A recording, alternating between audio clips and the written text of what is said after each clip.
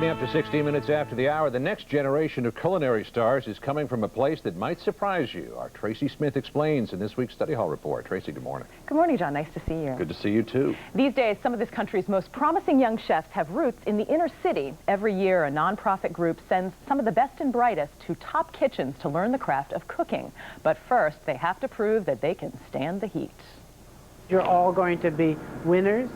You may be looking at the future of food. These high school students are competing for scholarships that could launch their culinary careers. And today, anxiety's on the menu. See how creative you can be. Get started. It's the Careers Through Culinary Arts program, or CBSThe, founded a dozen years ago by this man, Richard Grousman, a food expert who doubles as coach and critic. How do you approach going up to a kid, a very young, sensitive chef, and saying, this crepe is underdone, or this glacé is not glacé enough? I'm probably a little cruel.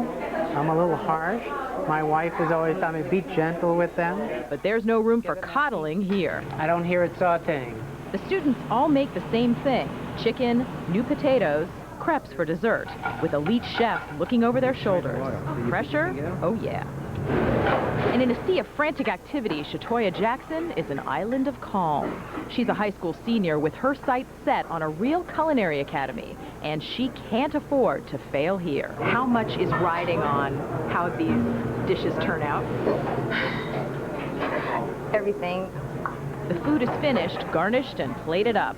Mmm, chicken. Then it's time for a little taste. Salty. Not much, but a little bit. When Richard's standing there tasting your dish.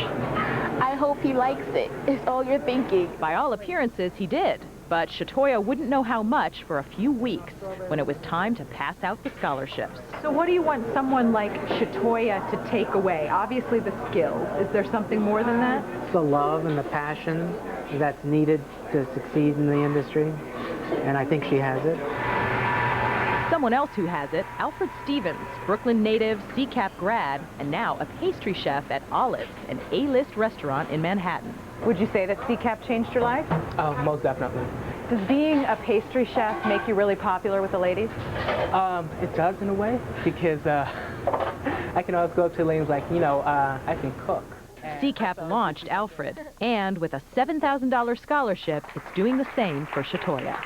It's a reality, so I'm just I'm grateful for everything. By the way, our own resident chef, Bobby Flay, is very involved in the CBSThe program. In fact, he gave Alfred Stevens, the pastry chef, his first real job, and Alfred still sees him as a mentor, which might explain the popularity with the ladies. Sorry I had to say it. The whole thing is a great story. What about these students who go through this program? Do they all want to become Bobby Flays with their own Mesa Grill? Or? Well, of course. Ultimately, that's the goal. But they know this is going to take a lot of hard work, and they better enjoy cooking in the meantime. Now, Shatoya got $7,000 in scholarship. That's a nice whack of cash, but not enough to cover 4 years of culinary school. No, the school How does she make up the rest? She's going to hope for financial aid and work really hard.